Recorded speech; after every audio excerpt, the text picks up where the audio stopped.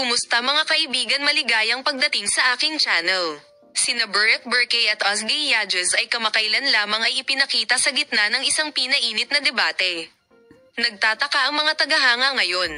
Iyon ba ang kanilang unang pampublikong debate? Tingnan natin ang mga detalye. Ayon sa mga nakasaksi, si Burek Burkay Akgol at Ozgie Yajez ay nakita sa isang panahunan na pag-uusap sa isang tanyag na hawla ng Istanbul, habang ang ilang mga mapagkukunan ay nagsasabing ito ay isang mahusay na pagtatalo lamang, habang ang iba ay naniniwala na maaaring magpahiwatig ito ng isang problema sa langit.